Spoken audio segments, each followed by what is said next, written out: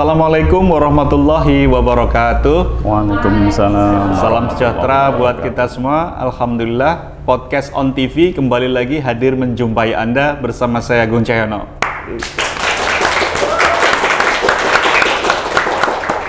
Ini audiennya ada 120 ya. Baik pemirsa, podcast on TV ini kembali hadir menjumpai Anda kali ini dengan mengangkat tema terkait dengan isu yang sedang hot, sedang viral, membanjiri media sosial, di FYP terkadang, kemudian acap kali muncul di timeline di gadget-gadget kita, terkait dengan kenaikan gaji hakim sebesar 280%, kira-kira begitu. Nah, kita ingin mengulik hal itu dengan narasumber kita yang bertugas sebagai pengawas para hakim. Langsung saja saya perkenalkan, beliau adalah Bapak M. Farhan, selaku Koordinator Komisi Yudisial Provinsi Jawa Tengah. Assalamualaikum. Gimana kabarnya Pak Farhan? Alhamdulillah, sehat walafiat. Sehat walafiat. Kapan terakhir di MTV? Beberapa bulan pasti yang lupa. lalu. Alhamdulillah masih berkenan mampir untuk meluangkan waktu Pak Farhan. Terima kasih Mas Agung sudah mengundang kami juga. Sama-sama Pak. Baik pemirsa, saya ingatkan pemirsa di rumah bahwa acara podcast on TV kali ini dapat Anda simak di channel 36 UHF IMTV setiap hari dari Senin sampai Minggu jam 20.00 waktu Indonesia Barat hingga 20.00 30 waktu Indonesia Barat. Jika Anda ketinggalan menonton di IMTV channel 36 UHF, Anda bisa menyimaknya di YouTube IMTV Jateng. Dan jika Anda masih belum bisa menyaksikan itu, nanti bisa melihat di media sosial kita.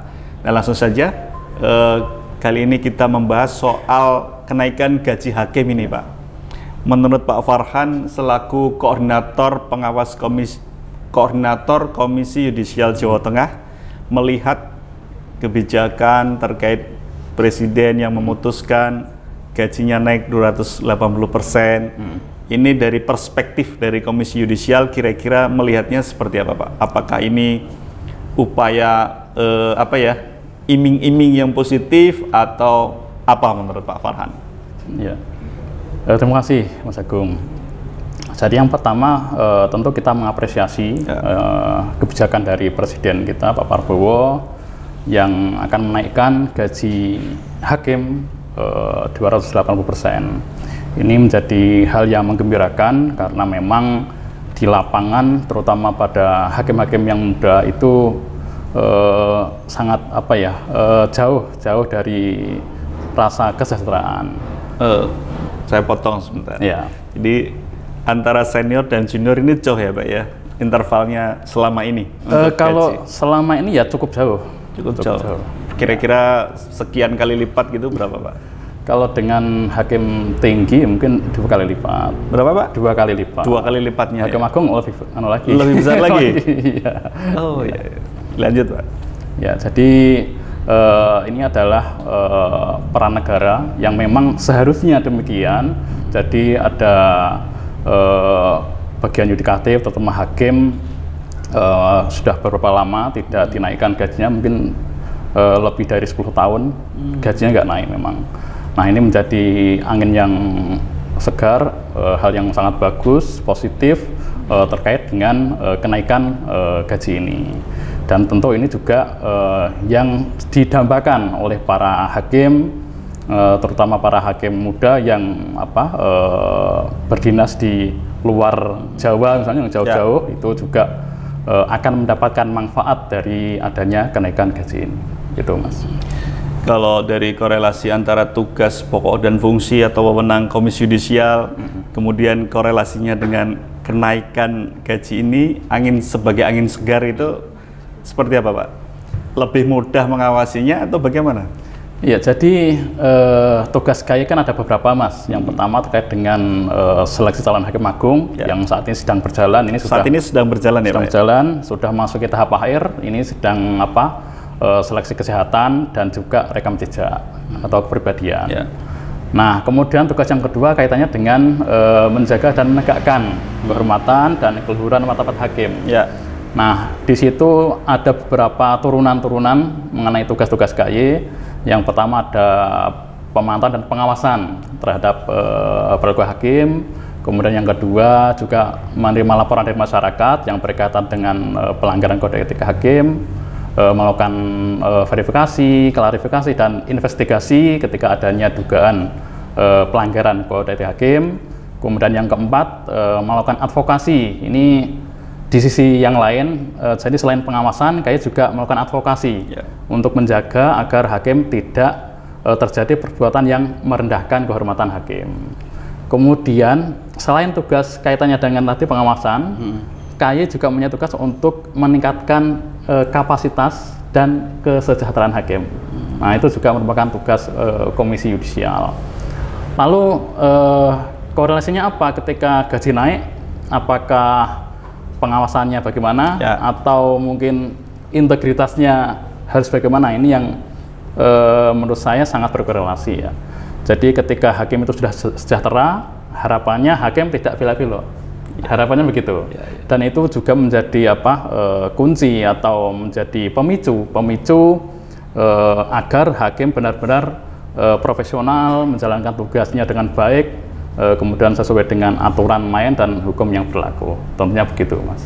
Nah, dari praktek yang Bapak tangani, Pak Farhan tangani sebagai koordinator Komisi Yudisial Provinsi Jawa Tengah, tentu memiliki catatan-catatan nih sebagai pengawas kode etik atau perilaku hakim.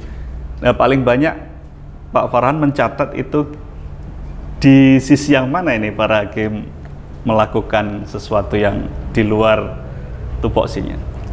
Ya, jadi kalau kita lihat secara kuantitas, Mas ya, kuantitas itu Jawa Tengah termasuk yang dilaporkan paling banyak. Paling banyak? 5 besar. 5 besar seluruh Indonesia. Hakim yang problem? Yang dilaporkan. Nah, yang dilaporkan belum tentu salah berarti ini ya? Betul. Jadi yang pertama tentu Jakarta, kemudian yang kedua ini Jawa Timur. Ini kadang undi-undi ya antara Jawa Timur dengan Sumatera Utara. Kemudian yang keempat ini Jawa Barat, yang kelima Jawa Tengah. Nah, ini sudah beberapa tahun ini menjadi 5 besar kaitannya dengan laporan dugaan pelanggaran kode etik hakim. Termasuk the big five ini prestasi atau PR? Ini PR. Kalau prestasi yang kaitannya dengan hal-hal yang agak negatif kan nggak ya. Gitu. Nah, harapannya tadi dengan adanya kenaikan ya mudah-mudahan semakin turun laporan masuk ke KAI. Nah, mungkin kalau bisa di breakdown lagi Pak, dari sebagai 5 besar katakanlah hakim yang bermasalah di seluruh Indonesia, salah satunya di Jawa Tengah yang paling banyak, itu perilaku seperti apa yang biasa dilakukan para teman-teman hakim itu? Ya, jadi ada beberapa hal, Mas, yang dilaporkan oleh masyarakat ya. Kebanyakan rata-rata terkait dengan putusan. Nah, karena putusan ini terkadang ya hasilnya mungkin bagi yang menang itu dianggap adil, tapi bagi yang kalah ya bisa jadi banyak dugaan-dugaan. Nah, ini jangan-jangan hakimnya bermain dan seterusnya. Nah, terkait dengan perkara ini ada perdata, ada pidana, kemudian ada militer dan juga ada TUN, tata usaha negara. Nah, kemudian yang paling banyak dilaporkan ini yang terkait dengan perdata. Jadi, dominannya laporan yang masuk ini perdata. TUN berarti ya? Bukan, yang di pengadilan negeri. Pengadilan negeri? Pengadilan negeri. TUN juga banyak, cuman memang paling banyak adalah perdata yang di pengadilan negeri. Laporannya bentuknya dugaan bermain-main tadi, Pak? Iya, dugaan. Tetap dugaan, semua dugaan, Mas. Semua karena dugaan. Kalau belum diperiksa, belum dicek kebenarannya kan masih dugaan. Gitu. Kemudian selain laporan yang terkait dengan perkara, juga ada laporan yang terkait dengan perilaku murni. Jadi misalnya di luar kedinasan. Misalnya hakim suka narkoba atau miras. Ini di Jawa Tengah ya? Ya Jawa Tengah ya semuanya hampir lah. Ya pokoknya perilaku murni lah. Ada asusila, kemudian misalnya ada simpanan, misalnya will atau pil. Nah, itu juga termasuk dalam ranah laporan yang ditangani oleh Komisi Yudisial Provinsi Jawa Tengah. Nah, ranking yang kira-kira kalau dari data yang Pak Farhan punya itu ranking 1, 2, 3-nya seperti apa? Posisi yang paling banyak penyimpangan perilaku para hakim? Iya, jadi kategori yang mana? Kalau rata-rata kebanyakan ya maksudnya yang terkait dengan laporan itu tentu akan banyak dipilah-pilah. Artinya ada yang terkait dengan, tapi ini yang terkait dengan perilaku ya, perilaku. Nah, korelasi perilaku ini terkadang bisa masuk atau pintu masuknya adalah putusan itu. Proses-proses dalam memeriksa dan memutus perkara itu sebenarnya murni teknis yudisial. Tetapi ketika dalam prosesnya ada intervensi, ada pihak-pihak yang mendekati. Nah, itu hal perilaku itulah yang disorot oleh Komisi Yudisial. Jadi kita tidak masuk pada ranah teknis atau ranah perkara substansinya, tapi pada perilaku hakim yang memutus perkara tersebut. Nah, tentu kan Komisi Yudisial nih sebagai salah satu koordinator untuk mengawasi kinerja atau pengawasan terhadap berlakunya kode etik perilaku hakim. Ini kan bukan APH Pak ya, bukan alat penegak hukum. Nah, biasanya ketika Pak Farhan menerima aduan-aduan itu dan nanti endingnya itu seperti apa Pak? Ya, jadi kalau dari KY itu sebenarnya ada tiga nanti ujungnya muaranya itu ada tiga. Misalnya ada sanksinya apakah terbukti atau tidak. Kalau terbukti apakah dia mendapatkan sanksi ringan, sedang atau berat. Kalau yang sanksi ringan atau sedang itu biasanya langsung merekomendasi efektif kepada Mahkamah Agung. Di Jawa Tengah ada yang berat? Sanksi berat ada nggak? Sanksi berat ada nggak ya? Jangan dijawab dulu Pak. Nanti kita jawab pada sesi berikutnya. Baik pemirsa, jangan kemana-mana, tetap di Podcast On TV. Sesaat lagi kami segera kembali.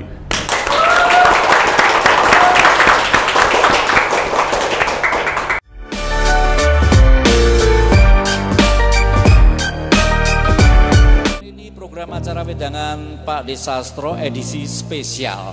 Kenapa spesial? Karena temanya yang lagi hangat diperbincangan oleh masyarakat ya. Yang mereka dirikan, yang mereka lakukan itu harus sesuai dengan semangat pada saat dia mendirikan. Akan selalu memberikan suatu bentuk dukungan kepada ormas-ormas yang ada. Tapi yang penting kita di sini bagaimana memberi pencerahan kepada pemirsa vitamin dan mineral itu secara umum kita dapatkan dari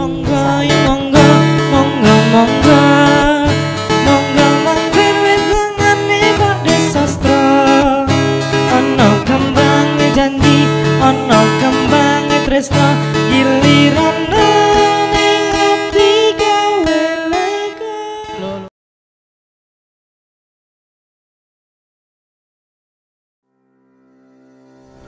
Ini sih super duper enak. Menurutku bumbunya tuh merasuk banget ke nasinya. Padahal cuma sebentar aja ya. Iya, gorengnya. Tapi kenapa bisa seenak ini sih? Bumbunya meresap. Polwena ini banget ya. Harus tetap bekerja mencari nafkah buat anak istri. Terutama ya anak istri ya Pak. Ya, anak istri ini juga ora. Terus sausnya juga enak banget ya.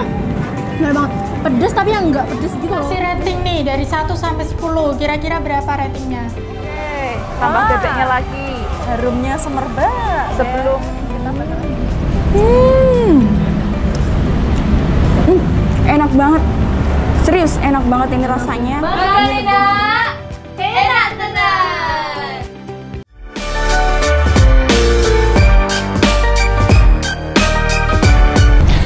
Ya pemirsa, masih kembali di acara Podcast on IMTV. Audiennya masih semangat hingga siang hari ini ya. Baik pemirsa, kita menyambung lagi tadi jawaban dari Pak Farhan terkait dengan seperti apa tadi pelanggaran dari mulai rekomendasi, peringatan, ringan, berat dan sebagainya. Nah ini KY Komisi Yudisial Jawa Tengah ini selama ini merespon dugaan-dugaan pelanggaran itu, dari catatan itu apa aja yang pernah dilakukan Pak? Ya, jadi tentu semua laporan yang masuk akan diproses oleh Komisi Yudisial Jawa Tengah, tentu dengan beberapa tahapan-tahapan. Yang pertama tentu kita akan melihat dulu apakah ini kewenangan KAI atau bukan.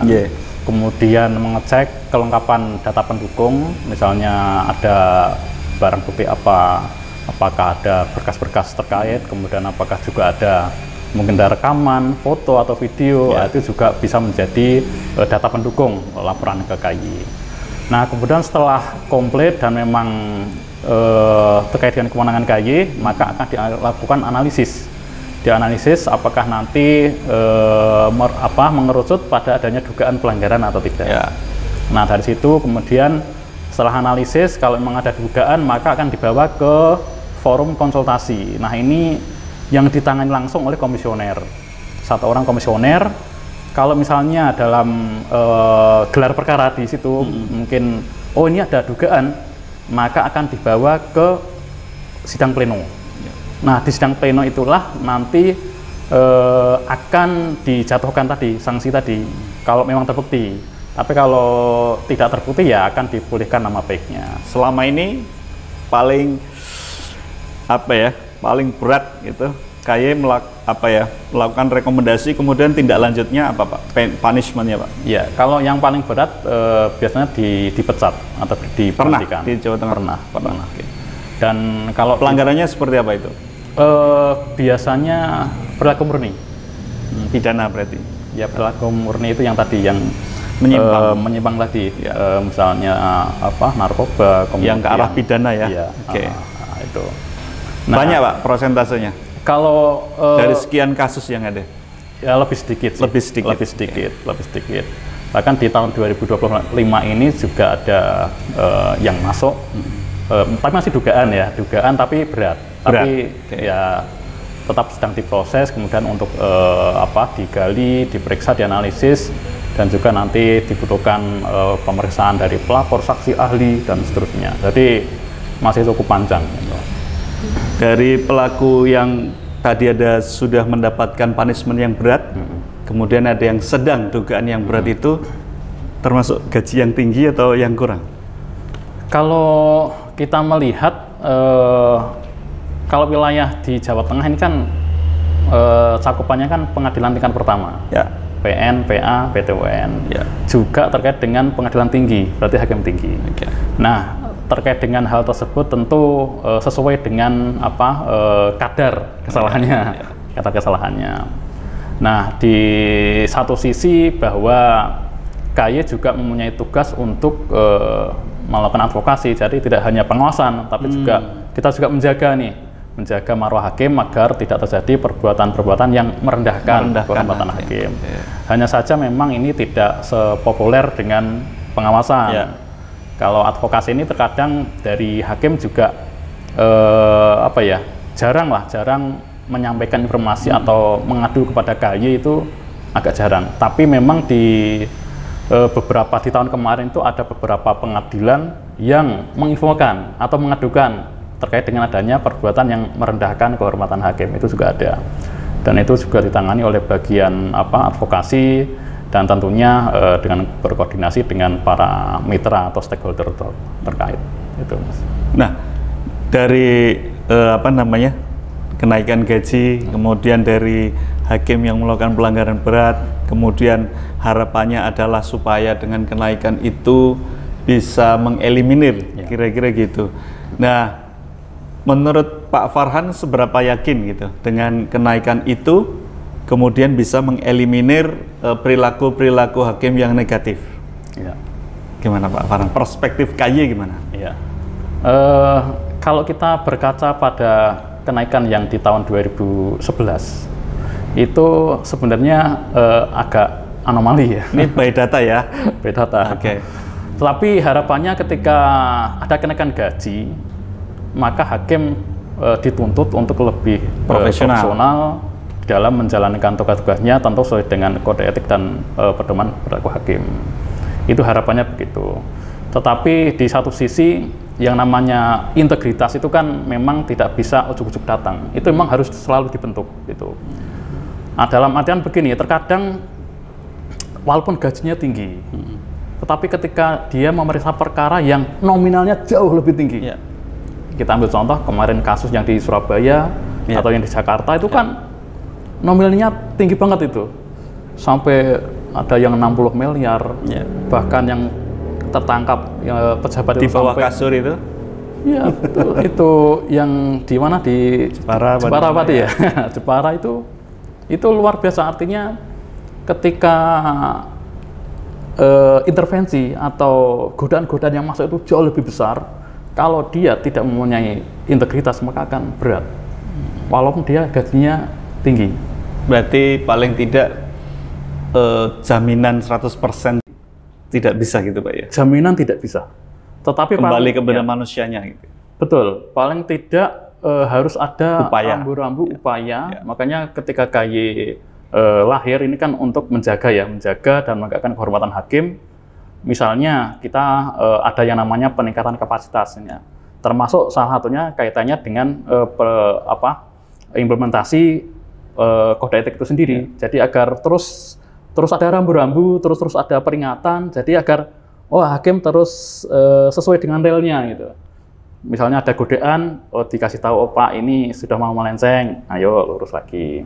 Termasuk juga yang kaitannya dengan pemantauan persidangan, itu kan juga bagian dari upaya untuk mencegah agar tidak terjadi penyimpangan atau perbuatan yang merendahkan kehormatan hakim itu sendiri. Kalau misalnya oleh karena itu terkadang hakim kalau dipantau KY harusnya malah seneng, berarti ada yang menjaga kan itu. Tapi terkadang juga ada yang resisten, kemudian seolah tidak mau, padahal itu untuk mereka sendiri sebenarnya.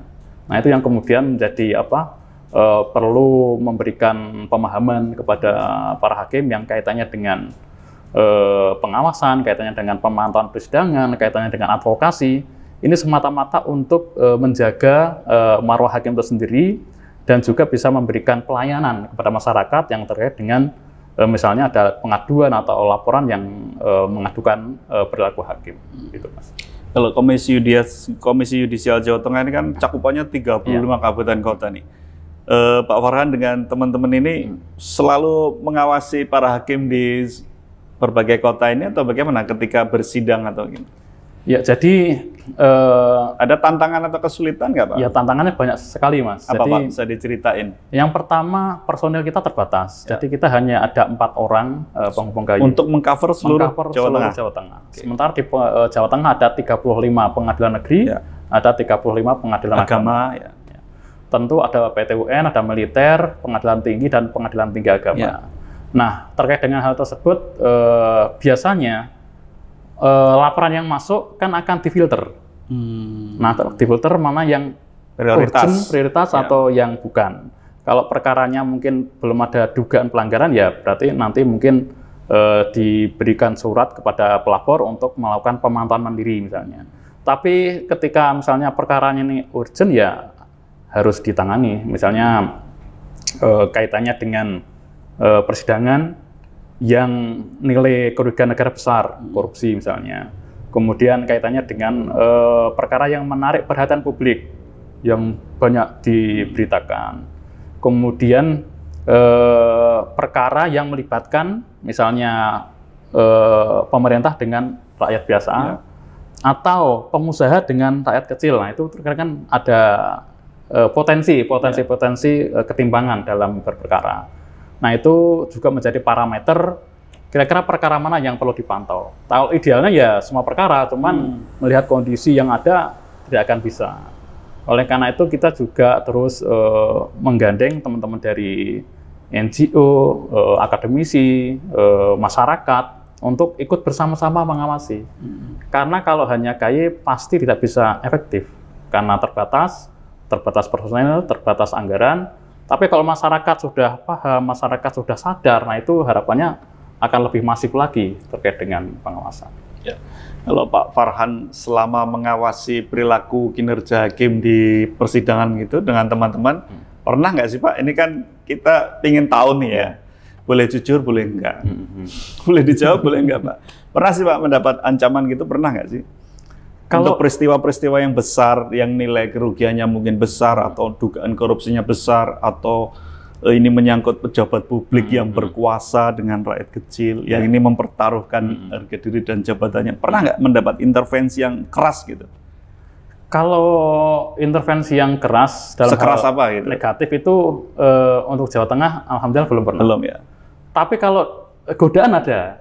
Jadi intervensi tapi dalam bentuk lain. Dalam bentuk apa ya? Misalnya mau ngasih sesuatu, iming-iming itu malah ada itu. Jadi berapa nilainya, Pak? Sampai nominal haji lah. Nominal haji berarti haji furoda atau haji yang biasa? Yang plus. Yang plus. Oh ya 80, 100. Yes, ya. Sekitar. Cuman itu kan masih terlalu masih sumir lah ya. Ya baru aja. Cuman langsung kita potong. Tapi pada intinya ada terjadi kayak gitu, Pak ya. Ada. Jadi beberapa waktu lalu kita kan juga menyimak statement dari Kepala Kejaksaan RI itu sampai diiming-imingi nilai hingga 2T gitu kan untuk sebuah menghentikan kasus dan lain-lain. Nah kalau di Jawa Tengah sendiri ternyata ada itu. Bagaimana Pak Farhan menyikapi hal-hal kayak gitu tuh kalau ada godaan-godaan kayak gitu? Ya tentu kita kembali pada prinsip kita bekerja kan untuk negara ya, negara, kemudian kita bekerja untuk memperbaiki ya. Karena memang kelahiran KAI ini kan untuk ikut menjaga keseimbangan ya, keseimbangan proses atau penegakan hukum di Indonesia. Tentu harus dimulai dari dalam dulu artinya gitu. Artinya sebanyak apapun godaan ya harus benar-benar kita jaga agar tidak sampai mencederai lembaga yang lahir dari reformasi ini gitu. Intinya ya harus jaga diri baik-baik, Mas. Ya. Dan ini mungkin pertanyaan yang agak menuju ke terakhir nih Pak. Tadi sudah di aba-aba kurang 5 menit ya, Bu Produser ya. Pak, ini kan terkait dengan Presiden memberikan kebijakannya menaikkan gaji 280%. Nah, sebenarnya perspektif lain, apakah yang bermasalah itu sebenarnya adalah pola rekrutmennya, Mbak? Ya. Pola rekrutmen hakim dari awal nih, pola rekrutmen yang mungkin seleksinya itu kurang ketat atau kurang bagaimana? Kalau perspektif Pak Farhan bagaimana melihat itu? Jangan-jangan ini salah nih pola rekrutmennya sehingga muncul oknum-oknum hakim yang agak nakal. Nah, gimana Pak Farhan menurut Pak? Kalau untuk rekrutmen calon hakim agung mungkin nggak ada masalah ya, karena KAI ikut terjun langsung di dalamnya. Pengawasnya banyak. Ya. Tapi kalau yang tingkat pertama itu kan sebenarnya dulu KAI pernah punya wewenang itu bersama Mahkamah Agung untuk merekrut calon hakim tingkat pertama, hakim PNPA itu. Tapi kemudian di uji materi akhirnya KAI tidak lagi berwenang ikut merekrut. Tapi kalau kita lihat sebenarnya untuk seleksi saat ini itu sudah cukup baik sebenarnya.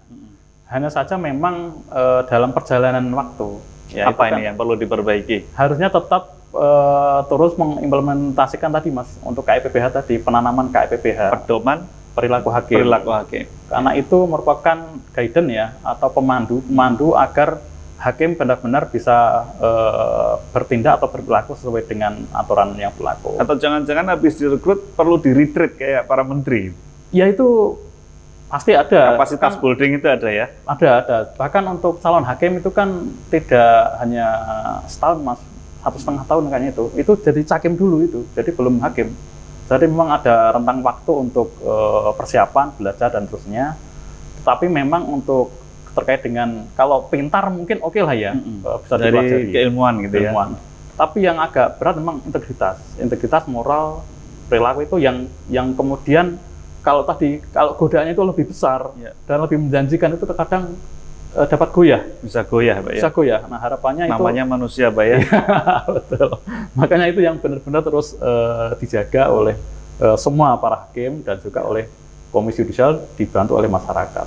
Baik, Pak. Dengan PR, dengan Big Five, the Big Five Jawa Tengah masuk pada 5 besar hakim-hakim yang diduga bermasalah gitu di seluruh Indonesia. Apa pesan dan harapan Bapak terhadap para hakim, kemudian juga untuk masyarakat ini partisipasi apa sih yang bisa dilakukan untuk mengawasi supaya keadilan itu bisa ditegakkan, bisa adil gitu? Ya tentu dengan kenaikan gaji ini harapannya hakim bisa lebih sejahtera. Dengan sejahtera hakim tidak akan belok-belok lagi. Nah, tentu hakim terus bisa meningkatkan kemampuan baik secara kompetensi, keilmuan, dan juga terus meningkatkan integritas. Karena memang integritas itu tidak bisa ujuk-ujuk datang. Itu memang harus terus diperdalami, kemudian diinternalisasi ke pribadi masing-masing.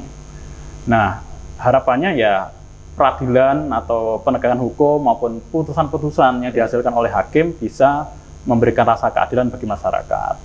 Nah, terkait dengan masyarakat yang ingin berpartisipasi, misalnya terkait dengan pengen melapor kalau ada dugaan pelanggaran, itu bisa datang ke kantor penghubung Komisi Yudisial di Jalan Pamasih di depan IMTV di sini, tentu dengan data pendukung atau bukti-bukti yang diperlukan.